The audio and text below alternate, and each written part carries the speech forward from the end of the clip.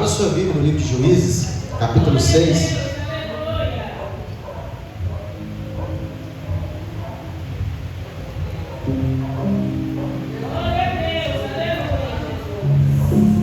Livro de Juízes, capítulo 6, versículo de número 11.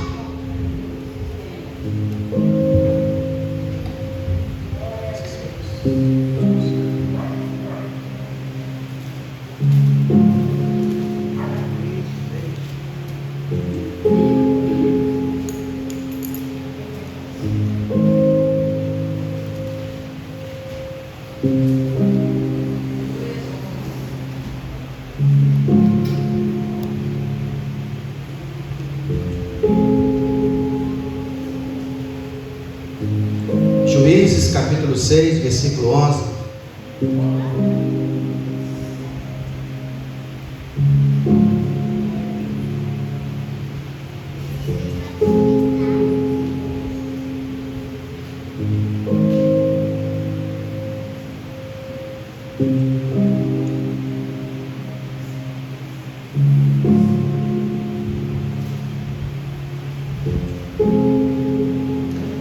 Então o anjo do Senhor veio e se assentou debaixo do carvalho que está em Ofra, que pertencia a Joás, o Abizerita. E Gideão, seu filho, estava malhando o trigo no lagar, para salvar os midianitas. Então o anjo do Senhor lhe apareceu e lhe disse: o Senhor é contigo, varão valoroso. Mas Gideão lhe respondeu: ah, Senhor meu, se o Senhor é conosco, por que tudo isso nos sobreveio? Por que é feito todas as suas maravilhas que nossos pais contaram, dizendo que nos fez o Senhor subir do Egito? Porém agora o Senhor nos desamparou e nos deu nas mãos dos midianitas. Então o Senhor olhou para ele e disse: vai nessa tua força e livrarás Israel das mãos dos midianitas. Porventura não te enviei eu? Vamos orar? Pai, permita que nessa noite eu ministre a palavra do Senhor ao teu povo. Use-me, seu Deus, nessa noite como canal de bênção. Manifesta, Deus, o teu poder e a tua graça. Fala comigo, meu Pai. Fala com a tua igreja, no poder do santo nome do Senhor Jesus Cristo. Amém? Pode sentar.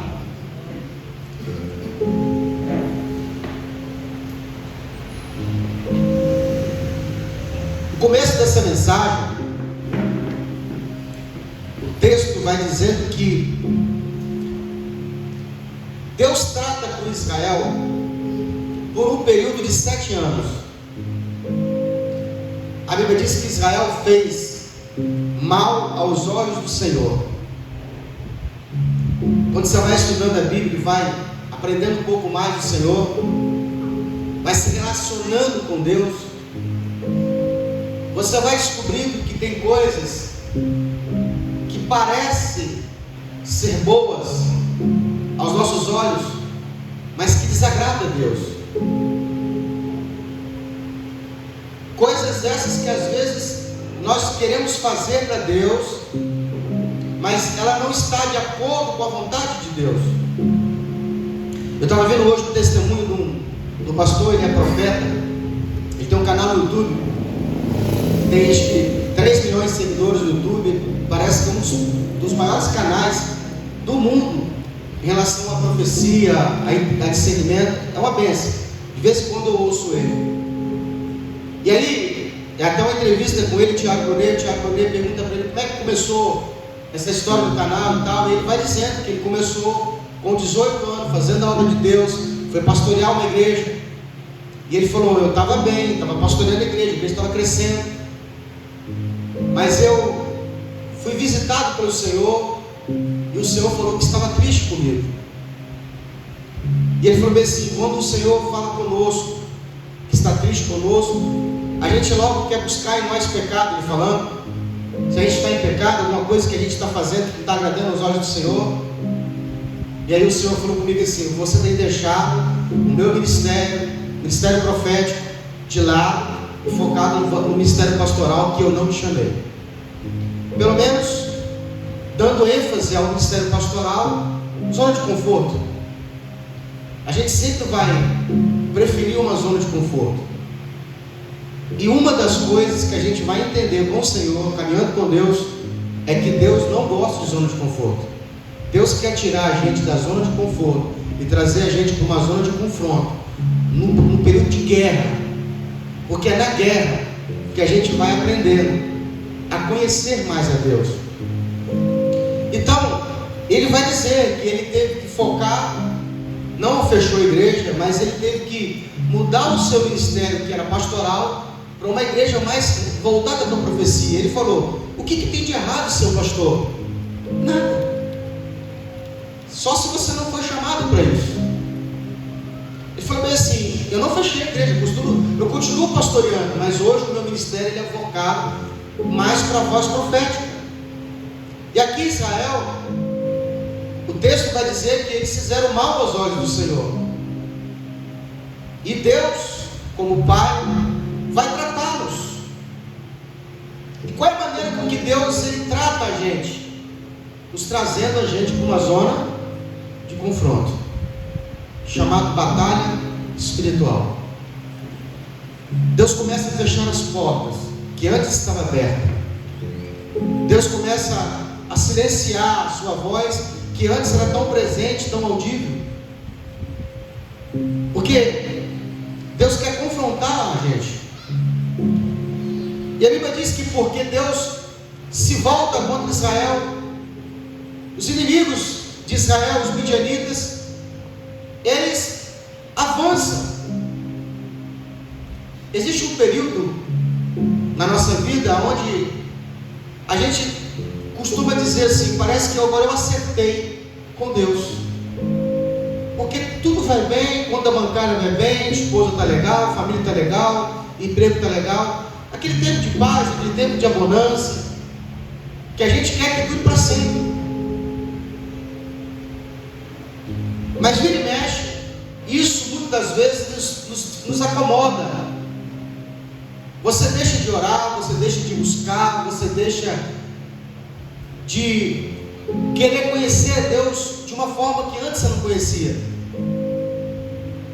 Israel, sempre que Deus colocava eles no período de prosperidade, eles esqueciam uma coisa muito simples, que o que funciona é o simples.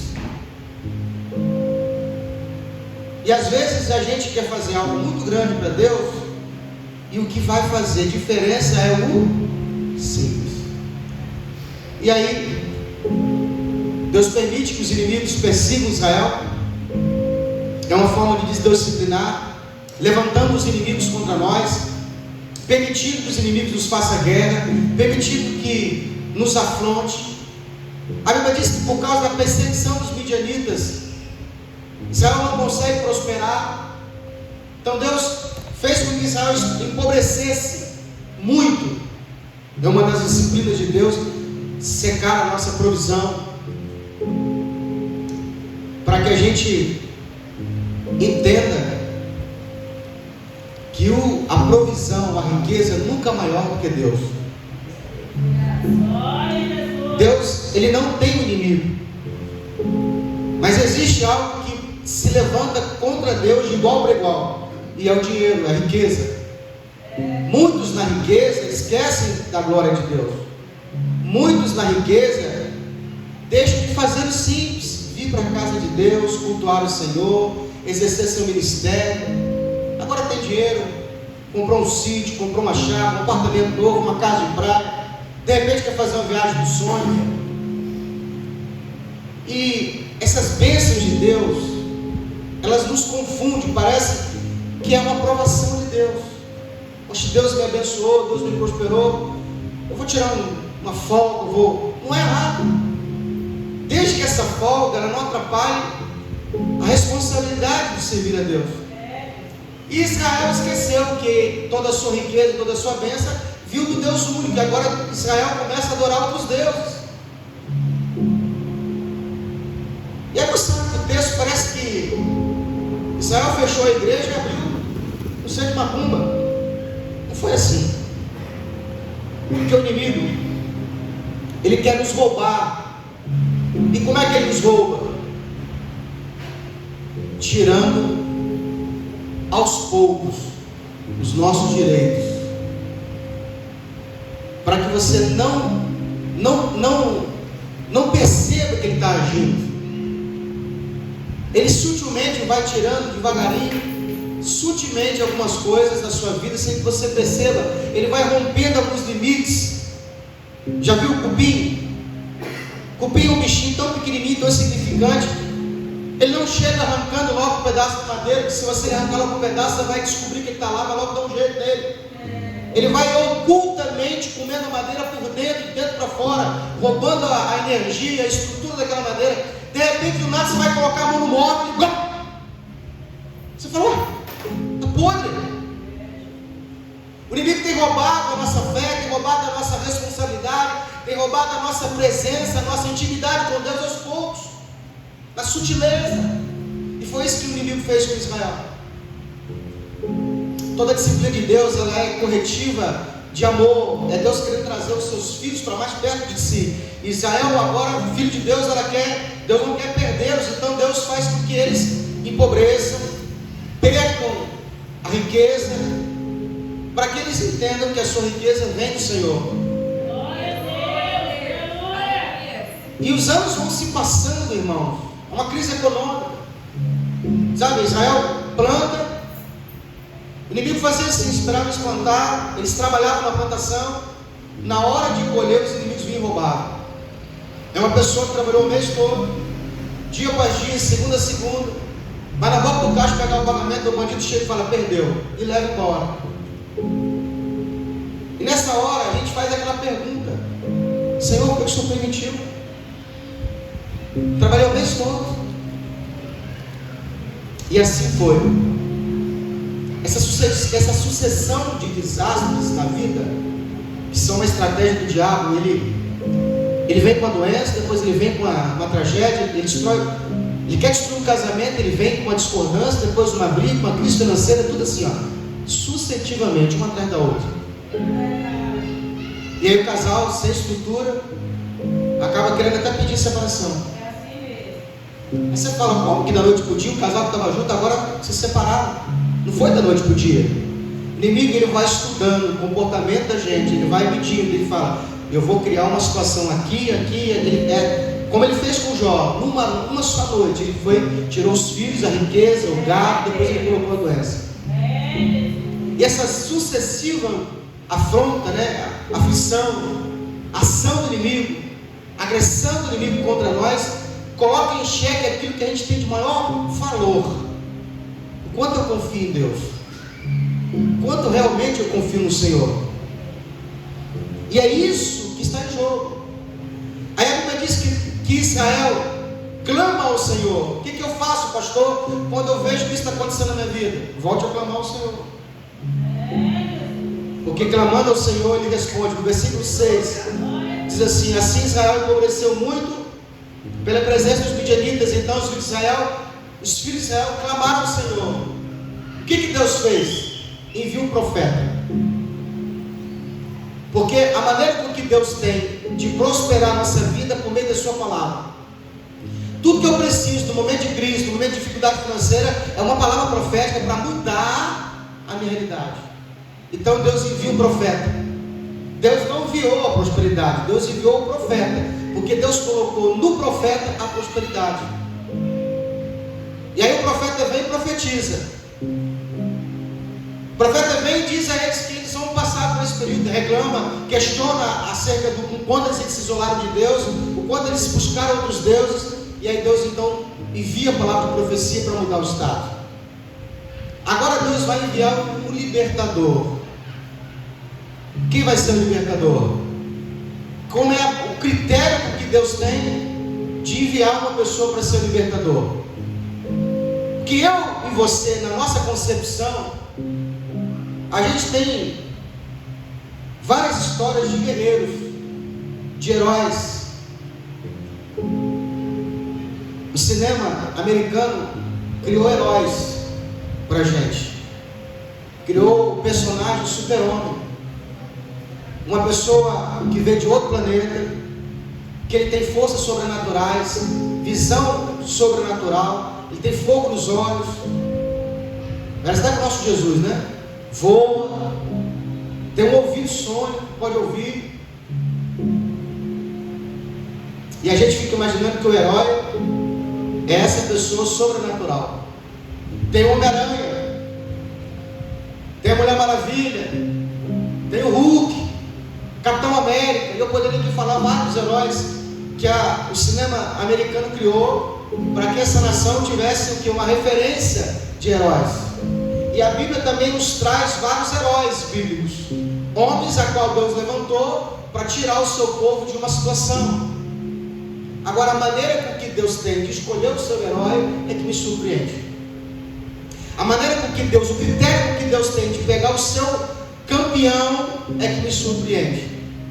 Que eu e você, se fôssemos escolher um super-herói, um campeão, um representante, a gente ia escolher o cara maior, o cara mais perfeito, o cara mais eloquente, o campeão dos campeões. Quem é o cara? Quem é o líder que vai adiante de nós? E assim a Bíblia mostra que não é o critério de Deus, porque quando Samuel, ele vai escolher o rei de Israel, Samuel entra na casa de Jessé, e ali tem 6 homens grandes, eloquentes, bonitos de aparência, e o Senhor falou assim: nenhum desses é o meu escolhido. Samuel olha e fala assim: não estou entendendo. É os 6 aqui, escolhe um, os caras são bons, olha o braço do cara. Eu disse: não, está escolhendo a aparência.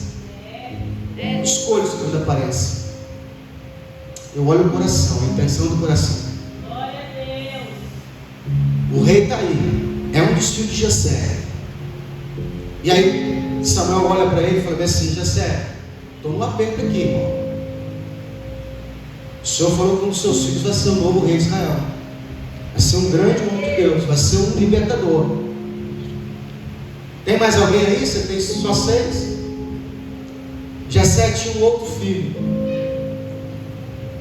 o improvável, o esquecido, o que ninguém sabia. Aliás, a família sabia, mas preferia falar que não sabia, porque ele era fruto de um adultério. Jessé tem um outro relacionamento com uma mulher estrangeira, da qual nasceu Davi. Davi não habitava na casa de Jessé, por isso ele vivia trabalhando nos currais, no anonimato. E é esse que Deus escolheu para ser o futuro rei de Israel.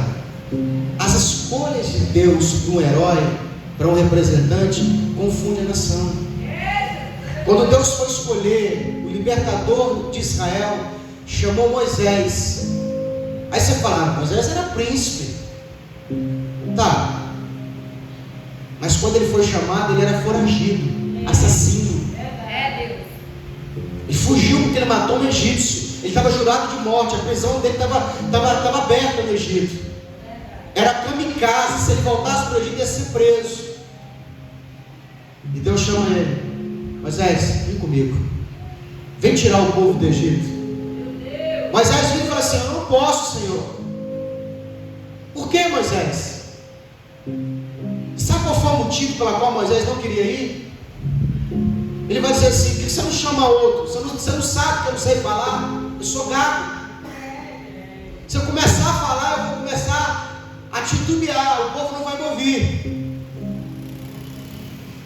O Senhor falou bem assim: claro que eu sei. Você não acha que sou eu, o Deus que fez o gado, que fala? E sou eu o Deus que dá visão e tira visão? Eu estou te enviando. O que interessa é que você é o meu escolhido. Porque, Moisés, lá no futuro eu vou falar com o teu irmão, que eu olho para o coração, eu não olho para a boca, para a aparência, para a capacidade, para o jeito de falar, jeito de abraçar, jeito de querer. Não é o que o povo quer, eu estou enviando.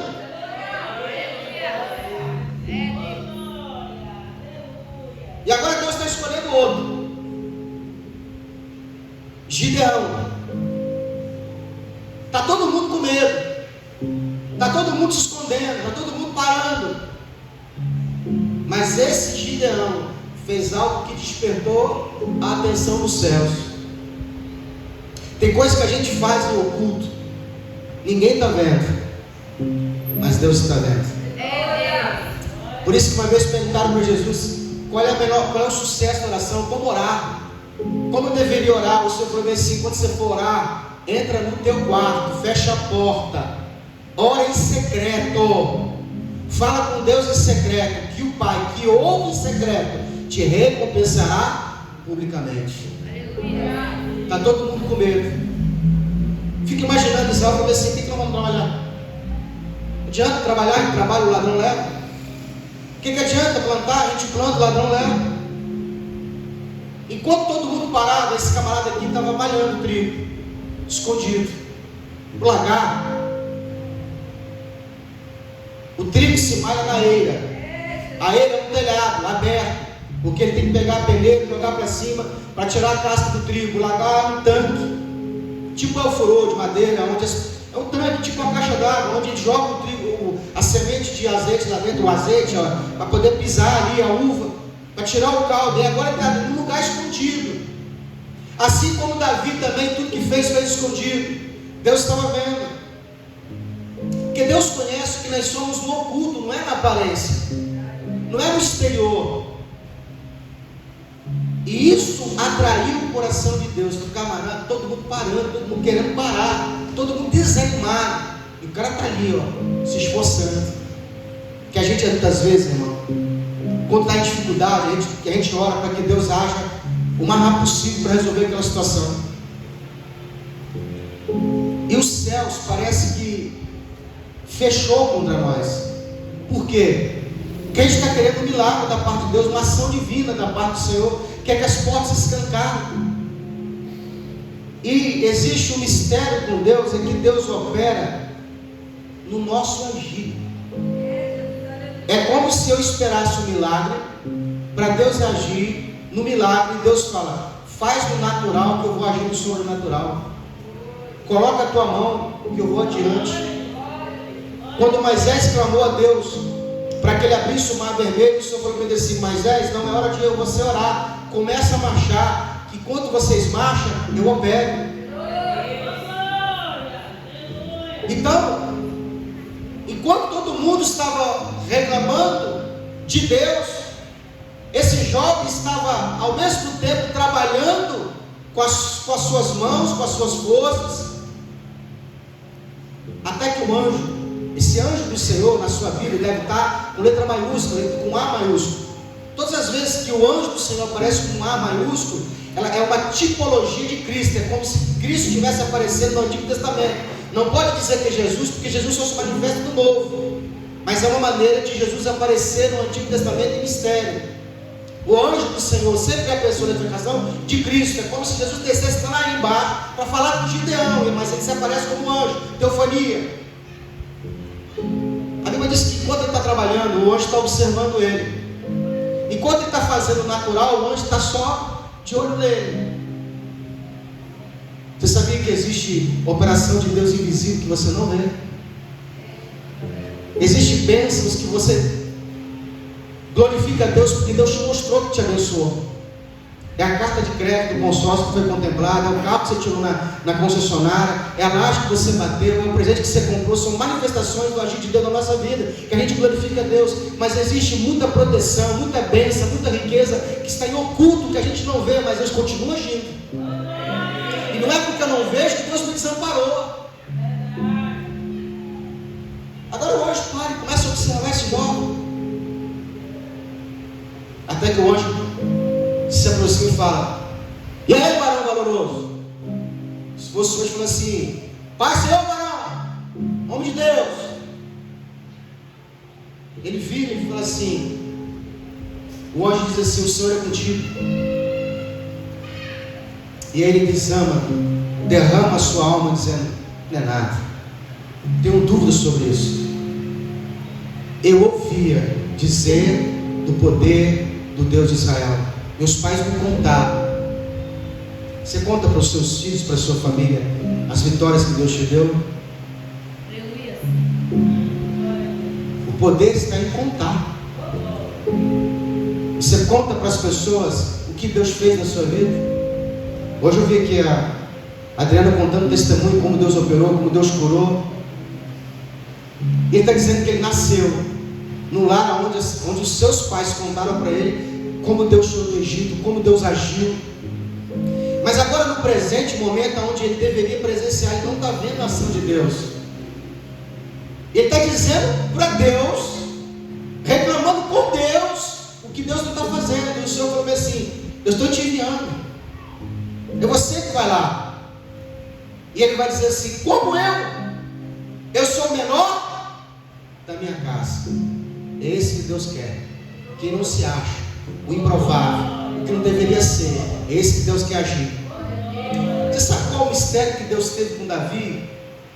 Por que Deus envia Davi para derrubar o gigante? Porque se Deus permite qualquer soldado israelita do tamanho próximo ao gigante Golias, haveria uma dúvida no coração de Israel ou do próprio inimigo, que foi uma luta justa. E tudo que Deus precisava é que a luta fosse desigual. Diga comigo assim: a luta foi desigual. A proporção natural era desfavorável para Israel. Porque todas as vezes que Deus permite que você passe por dificuldades, onde você diz assim: Senhor, eu não consigo, eu não tenho força, eu não sou capaz, o Senhor fala assim: então deixa comigo, porque eu sou o Deus do impossível. Porque enquanto haver uma possibilidade de você agir, Deus não vai agir. Deus está esperando você cansar para Ele começar a agir. Deus está esperando você dizer que não tem mais força para Ele começar a te dar força. Gideão vai dizer: Senhor, eu não posso, eu não consigo, eu sou o menor. Não, eu sei que você é mesmo. Todas as vezes Deus sempre vai agir no desigual. O milagre só pode acontecer em campo onde não há possibilidade de acontecer, senão seria milagre, seria uma força natural. É muito bom você reconhecer que só o milagre pode te resgatar. Parece que é a palavra mágica que Deus espera, é a palavra certa, é a chave que abre a porta onde não deveria abrir. Quando você fala: Senhor, me deparei numa situação impossível. Opa, possível é meu nome, estou aqui. Esse jovem vai fazer algo que chamou a atenção de Deus. Um dia uma mulher foi reclamar com o profeta que ela estava com uma dívida muito grande do marido. O marido havia morrido, deixado 2 filhos, e se endividou fazendo a obra de Deus, que é muito bonito. Segundo a história, ele foi um dos que sustentou os profetas quando Jezebel queria matar os profetas do Senhor. Parece que ele coloca esses profetas numa caverna e sustenta eles com pão. Então, segundo a história, a dívida dele veio porque ele se endividou por causa da obra de Deus, por causa de uma missão do Senhor. Agora essa mulher está com um problema sério, ela tem uma dívida muito grande, o marido não está lá, e ela vai buscar recursos no profeta. O profeta vira para ele e fala bem assim: o que eu posso fazer por você? O que você tem em casa? Mas ela: não tenho nada. Você não entendeu, eu estou devendo. Você não tem o quê? Eu não tenho nada. Mas o Senhor não opera no nada. Tem que ter alguma coisa. Ela fala: bom, um pouquinho de azeite lá na botija. É isso que o Senhor precisa. Deus não precisa de grandes coisas. Deus não precisa de gente com talento. Deus não precisa de engenheiro para fazer uma arca. Ele capacita aquele que não é. Deus chama o que não é e capacita ele. Então o profeta veio para falar assim: pega esse pouco de azeite, vai até os seus vizinhos, pega emprestados, muitos vasos, não pede pouco, pede muito. Pega o azeite, a vasilha, e derrama o azeite na botija. Sai dali com uma palavra profética. Tudo que Deus precisa, tudo que ela precisava, ela tinha na mão. Uma palavra do profeta. Eu fico imaginando aquela mulher chegando em casa, irmão, olhando o azeite ali, restinho no fundo. Sei, Senhor, dá um sinal aí, podia de repente encher um pouquinho para eu saber que tem, né? Não, era só pela gotinha. E ela vai até as pessoas, pede vasos emprestados, dão poucos, muitos vasos. A quantidade da fé dela, a Bíblia não fala a quantidade, talvez 100, talvez 200. Ela chega, ela fica pensando, eu fico imaginando ela, eu sou pregador, eu quero crer. Ela fica assim: eu acho que quando eu chegar em casa, a botija vai estar cheia. Que é assim, gente. A gente está com o boleto na mão para pagar, olha para o boleto e fala assim: Senhor, de hoje para amanhã não tem um milagre ainda. Aí amanhã chega o boleto, você fala: é hoje. Se você vai lá na conta, olha e fala: poxa, não, está vazia. Deus é mestre nisso, irmão. Eu sempre prego que Deus demora muito para fazer no instante aquilo que você espera, e deixa até o último segundo, provando a nossa fé e confiança nele. Eu fico imaginando ela chegando em casa, Braz, os filhos dela, todo mundo chegando com aquele monte de vaso. Chega lá, ela entra dentro do quarto e ela vai orar. Ela ora. Eu fico imaginando ela antes de orar, dá um ladinho pro vaso, ora de novo, nada. Porque matematicamente, se Deus enchesse o vaso, não seria milagre. Deus não enche o vaso. Deus multiplica o azeite quando ela começa a derramar o azeite nos vasos, dentro do vaso, porque o milagre passou por ela para acontecer. Você é o milagre de Deus. Não espere Deus fazer antes, não espere Deus encher. Deus quer que você faça no caminho. Deuteronômio capítulo 28 diz assim: que aquele que obedecer a voz do Senhor teu Deus, guardando os teus 12 mandamentos, o Senhor enviará prosperidade, e a prosperidade te alcançará. É no caminho que você vai fazendo que Deus vai enchendo. É no caminho que você vai orando, Deus vai curando. É no caminho que Deus vai operando aquilo que você coloca a mão. E o livramento de Israel veio por um homem que reclamou, que clamou a Deus, mas agiu. Tem muita gente que para, entra na caverna, entra em depressão, não canto mais, não louvo mais, não curo mais. Irmão, vem arrastar. Vem falando com Deus: Senhor, eu estou indo pela graça, eu não queria ir, mas vem. Porque pode ser que Deus, você venha fazer a obra de Deus e Deus não mude nada, mas mude dentro de você. Você fala: rapaz, continua com aquele boleto, sabe? Mas eu estou sentindo uma força aqui dentro, sabe? Sei lá, acho que alguma coisa vai acontecer. Deus pode operar da noite para o dia, como operou na vida desse homem. Levanta ele, um homem provável, e ele vai ser um grande libertador de Israel, e ele vai fazer uma grande história, e a sua história sempre vai envolver o quão pequeno ele era, porque Deus não usa coisas grandes, Ele pega os pequenos e faz deles grandes heróis. Vamos ficar de pé nessa noite em nome do Senhor Jesus?